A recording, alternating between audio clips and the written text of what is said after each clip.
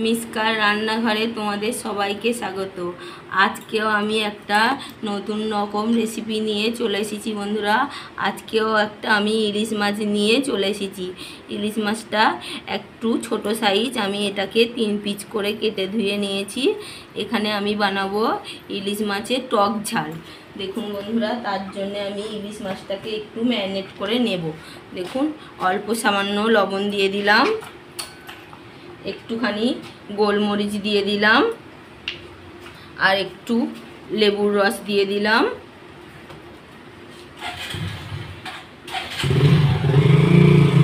অল্প একটু হলুদ গুঁড়ো দিয়ে দিলাম,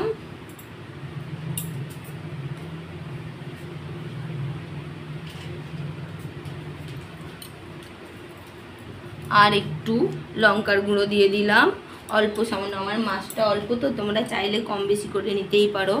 আর এখানে আমি সরিষার তেল দিয়ে দিলাম একটুখানি বেশি করে, দিয়ে আমি এটাকে সুন্দর করে মাখিয়ে 5 মিনিট রেস্টে রেখে দেব। দেখুন বন্ধুরা, এইভাবে ইলিশ মাছের তেল ঝাল বানিয়ে খেয়ে দেখবেন, দারুণ লাগে খেতে। আমি আগের ভিডিওতে ইলিশ ভাপা দেখিয়েছি, বেগুন ইলিশ দেখিয়েছি কাঁচা, এটাও আমি কাঁচা বানাবো ইলিশের তেল ঝাল, এটাও খেতে খুব সুন্দর লাগে। দেখুন, এখানে আমি 5 মিনিট এইভাবে মাখিয়ে রেখে দেব। দেখুন বন্ধুরা, ইলিশ মাছের তেল ঝাল বানানোর জন্য আমি গ্যাসটাকে জ্বালিয়ে একটা কড়াই বসিয়ে দিয়েছি। এখানে আমি সরিষার তেল দিয়ে দিচ্ছি,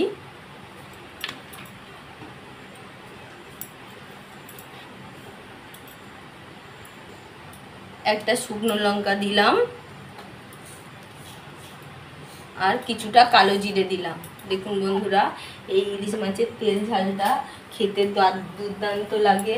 এইভাবে একবার কাঁচা ইলিশ মাছ এইভাবে ম্যারিনেট করে রেখে দিয়ে তেল ঝাল বানিয়ে খেয়ে দেখবেন, খেতে খুব সুন্দর লাগবে।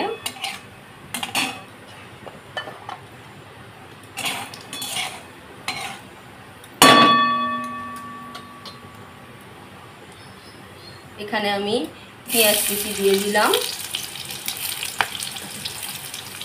অল্প সামান্য লবণ দিয়ে দিলাম,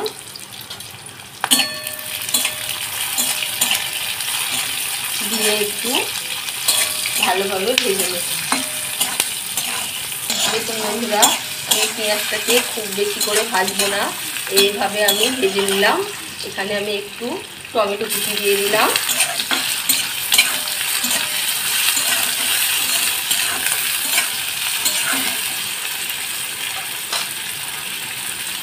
এখানে আমি রসুন ব্যবহার করব না। দেখুন, পেঁয়াজ আর টমেটো কাঁচা কালো জিরেটা আমার ভালোভাবে হয়ে গিয়েছে। এর মধ্যে একটুখানি পেঁয়াজ বাটা দিয়ে দিলাম,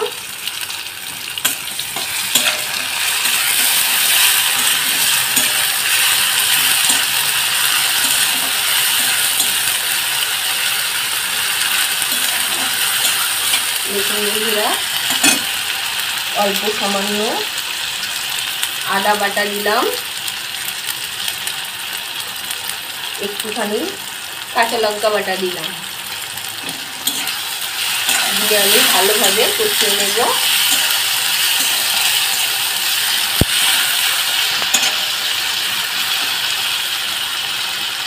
এখানে অল্প করে একটু হলুদ গুঁড়ো দিলাম,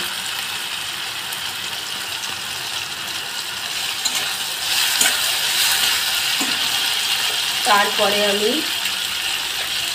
জিরে, ধনে আর গোলমরিচ একসাথে আমার ভাজা মশলাটাকে এর মধ্যে দিয়ে দিলাম।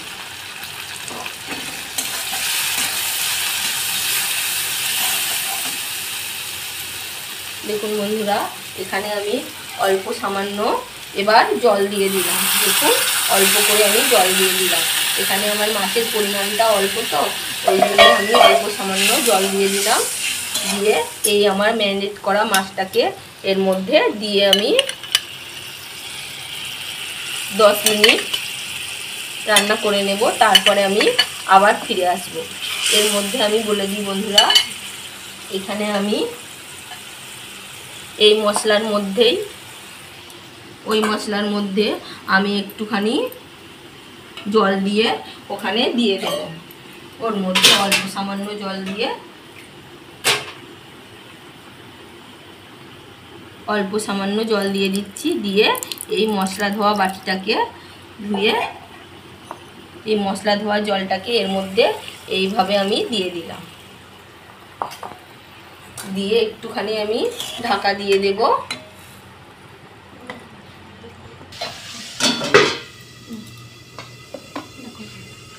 এখানে আমি সর্ষেটাকে পেস্ট করে আরেকটা ছাঁকুনির সাহায্যে ছেঁকে নিয়েছি। আমি সর্ষের যে এগুলো খোসাগুলো বাদ দিয়ে দিয়েছি। এর মধ্যে আমি কিছুটা সরিষার তেল দিয়ে দিলাম, দেখুন বন্ধুরা। আর এর মধ্যে আমি দেব একটু কাঁচা লঙ্কা,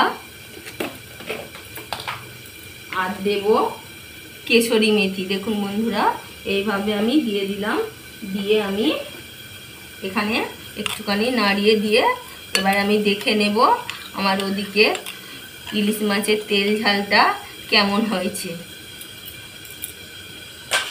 না খুলে দেখে নেব। দেখুন বন্ধুরা, আমার এই ইলিশ মাছের তেল ঝালটা কত সুন্দর হয়ে গিয়েছে। দেখুন মাছগুলো সিদ্ধ হয়ে গিয়েছে আর গায়ের থেকে তেল ছেড়ে দিয়েছে। এই জন্যে একে বলে ইলিশ মাছের তেল ঝাল। এইভাবে একবার হলেও বাড়িতে বানিয়ে খেয়ে দেখবেন, দুর্দান্ত লাগবে। এবারে আমি এখানে যেই মিশ্রণটা বানিয়েছি সর্ষে, কাঁচা লঙ্কা আর কেশরি মেথি, এটাকে এর মধ্যে দিয়ে আমি 1 থেকে 2 মিনিট ফুটিয়ে নিয়ে লাবিয়ে নিয়ে তোমাদেরকে দেখিয়ে দেব এই ইলিশ মাছের তেল ঝালের রেসিপিটা কেমন লাগলো একটু কমেন্টে জানিও আর শেয়ার করো। দেখুন বন্ধুরা, আমি 5 থেকে 7 মিনিট আগে রান্না করে নিয়েছি। এবারে আমি 1 থেকে 2 মিনিট একটুখানি ফুটিয়ে নিয়ে ফিরে আসছি। বন্ধুরা, আমি এখানে 1 মিনিট ফুটিয়ে নিয়েছি। এবারে এর মধ্যে আবারও একটু সরিষার তেল দিয়ে আমি নামিয়ে নেব। দেখুন বন্ধুরা, আমার এই ইলিশ মাছের তেল ঝালটা পুরো রেডি হয়ে গিয়েছে। দেখুন আমি এবারে গ্যাসটাকে বন্ধ করে নামিয়ে নিয়ে ভালোভাবে দেখিয়ে দেব কেমন হলো। দেখুন বন্ধুরা, আমার এই ইলিশ মাছের তেল ঝালের রেসিপিটা যদি ভালো লাগে লাইক করো, শেয়ার করো, আর একবার হলেও বাড়িতে এইভাবে বানিয়ে খেও, দেখবে দুর্দান্ত লাগবে এই কাঁচা ইলিশ মাছের তেল ঝাল। আর মিসকার রান্নাঘরে যদি নতুন বন্ধুরা হয়ে থাকো, তোমাদের কাছে একান্ত অনুরোধ, তোমরা আমাকে সাপোর্ট করো, আমার ছোট্ট মিসকাকে সাপোর্ট করো, যাতে তোমাদের সাথে আমি বন্ধুত্বটা বজায় রাখতে পারি।